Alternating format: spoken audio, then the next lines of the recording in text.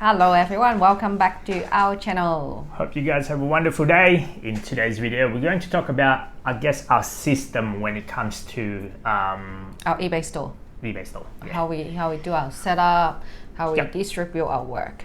So in the past year or so, we've been 2 years, yeah? Yeah, almost 2 years. 2 years. Time flies. Thank you for following us.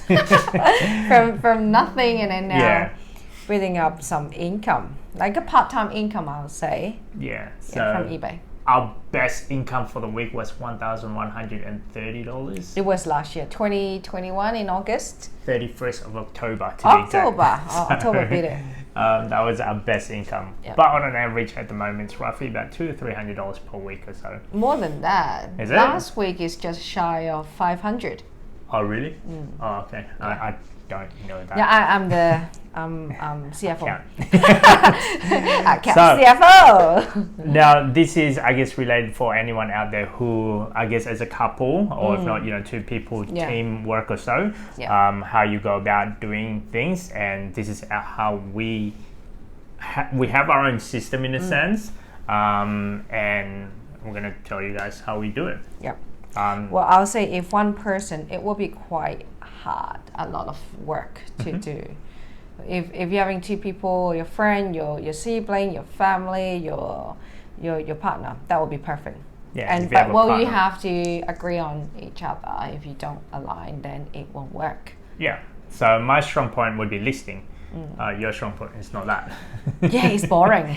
It's boring. It's monotonous. It's just you're doing the same thing. Take a picture, list the item. It's boring and it's not challenging. Exactly. It's very boring, and then you have to pay a lot of attention to it because it's your listing. If you did something wrong and someone purchases it, eventually they will complain or return the item. Oh, so you lose money. Yeah, you lose money. Yeah. We have like quite often. Because human mistake who doesn't, so and then, I don't know, I just don't like it. There's a set challenges involved as we go along. I mean, the other challenge that we have was the supplier changed their pricing.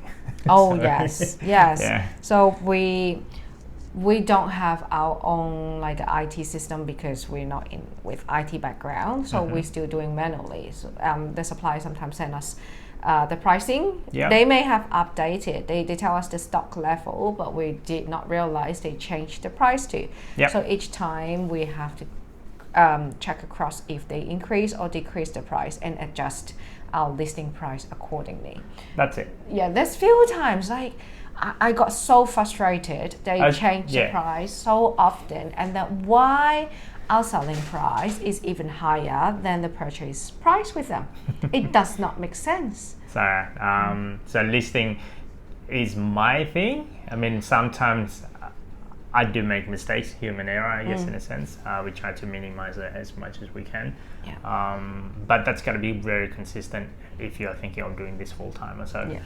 I mean, so far, alone in the past month, we haven't list much because we're kind of trying a new strategy. In our previous video, we mentioned we're trying to get a small item, some that we can keep at home, because when you have your stock and all the details and you can ship it instantly, it is just make life easier. You got a lot more control because you know how much you buy it for and you know how much you were thinking of selling it for. That's the pro. The con is just you have stock. And then what if you can't sell it? What if they change the market, change the trend, or and then the item is too small, we can't track it. That's it. Unless they can purchase something and add additional postage to track it. And that's what we're tweaking on at the moment. However, in the past 2 years, we've been going through the similar routine day in, day out, let's say. And it works. For me, I'll be the listing person. I just list every single product for a certain supplier that we have.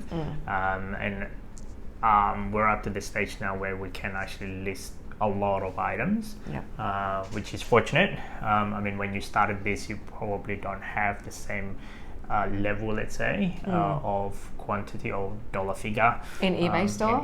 Yes, because they give you a limit when you open a new store. They're not sure if you are legitimate seller, so they will limit how much you can sell and how many quantity you can. And when you slowly build up your review, your feedback, and they believe you're a good seller, they will increase your limit. They will send your money straight away, because we have 2 stores. The second store still quite new, and I not think making money actually. No, it's actually the other way around. It's making quite a loss, because I look at it. The second store would be for a testing gimmick, for a lot of, I guess, either supplier or a system in place that I'm thinking of working on. That would be the idea of the second store. But our main store is still generating a lot of sale, but at the same time there's a lot more labor intensive. Yeah. So but what we're trying to do is just not getting a full-time job, and then at least we can control the control of it. So I do the listing, and your role in the customer service. So any inquiries subject to a certain product, you don't know what it is. So I'm like, okay, I'll have to answer that. But if there's an inquiry of, let's say, return, refund, where's my parcel? Question about how much is the shipping. Yeah. Those can we ship it to a certain country? That's, you tend to do a lot of answering on that one. And you get really interesting requests as you go along. We had some customers out there that are wanting us to sell a certain product from Australia. Oh yeah. What? The light. So that was quite interesting. So yeah, I think they saw in our store. I think what our niche or specialist in this eBay store is, we ship most of the thing internationally. Of course, with additional shipping cost. Yep. And then I think some customer, they couldn't find it in the local area, so they just saw we have this product in Australia. Can we sell another product that we don't have listing, and then we can source it for them as well. So that was kind of interesting. There's a few more as well. There's the blanket as well. Yeah. So there was a blanket that we sold, and it was I think it was like a black one in our store, but they want a green one, and they wanted us to source out where the green blanket's from. I'm like, okay, if you pay for it, then I don't mind. Yeah, and he did not bargain at all. Just but if you have the green one, please do. I'll pay for that. That's it. So, money talks. Yeah. For us, it's like, okay, then as long as you pay for it, then I don't mind sourcing it out for you, in the condition that we will be making a profit on this. Correct. So there's that side. Then, so once you list a lot of items, after a lot of inquiries here and there, but sometimes you don't get any inquiries, and then once you get the sale, that's the best bit, when you hear the ka-ching noise. Yeah, the kids know it too. Ta-ching! Because we have it on our iPad, and our iPad is in the living room, and sometimes during dinner or when we're having a family time, you can hear that. Then we source out the product. We grab the product from our supplier. Either they ship it to us, or we have to grab them from whichever store that we're getting it from. Yeah. And then I'm the one who do all the labeling. The kids. This is where we teach our kids about the value of money as well. So they are the packaging. Yeah. So they help me out anyway with how to package them, whether it's on a box, on a paper bag or plastic bag or poly bag, poly mailer, whatever package it is. So they had fun doing that, and it teaches them about the value of money as well. Yeah, hard work and work ethics. That's it. Yeah, because before they were not really keen, and we asked them, do you want to work? And later, no later, now or no. Yeah. Now, every time now they just say yes. Yeah. So proud of them. And we tried to do it, like, I guess within the time frame where we know that it's going to be their playtime. If they need to do schoolwork, obviously not. We try to do it on the weekend as well, just for them to do their, I guess, activity as well. Once it's been packaged, then do the labeling, that would be your department. Yeah, mainly it's me. And then now I normally do the label, and then you stick it on, and I cross-check again, because we have a few times. We had a few times. Like swap label, wrong one. Lucky it wasn't. It was small item. So we just, please, sorry, keep it, and we'll ship you the correct item. A few times. Yeah, and then there's a stage where we saw the white one instead of a brown one or something. Oh yeah. And it's international. Oh yeah. Yeah. So and that's how we do our flow. Yeah. I do the listing first, then Customer customer service as we keep on listing. Then when it's sold, I have to source out. Sometimes you source out the product depending on time of the day, depending where I am during the day. We bring it home, we package it all up, and we send it out by, I guess, Australia Post or Sandal is the other one. The other, but nowadays mostly I do Australia Post because the more you ship, you have a bigger discount. Yeah.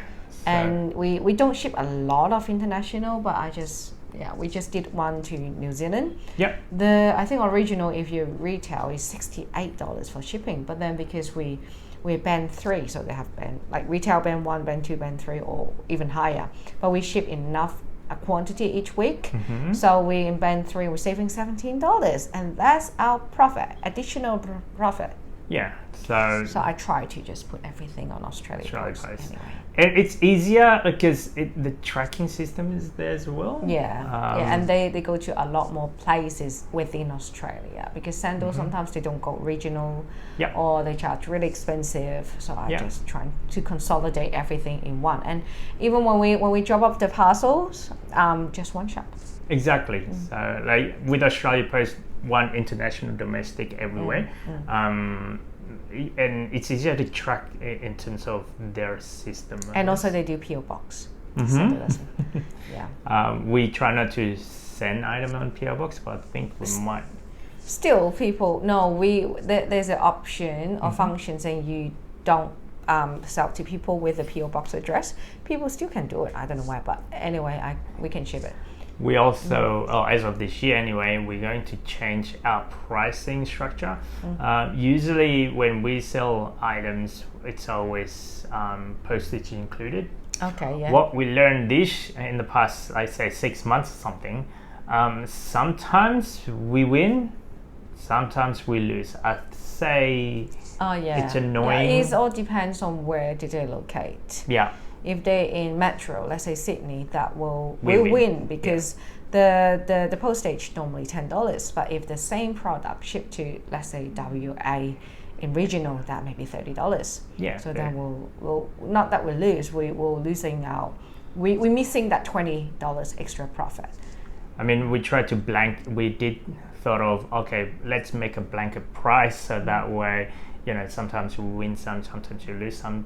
But when you see that loss, it's sometimes quite huge. I'm like, let's just change this. From here on, it will be let them pay for it. Their own postage. I think it's more fair. Correct. So I think we're in the as of this we'll month, try. We'll try different strategies, see which works better. So far, we had one order with plus postage, and that one there actually went through okay. Yeah, I think so. Far. Right, we had one item like that, but the rest of them still with postage free. So we'll keep you guys posted. Yep. Anyway, that's just our 2 cents.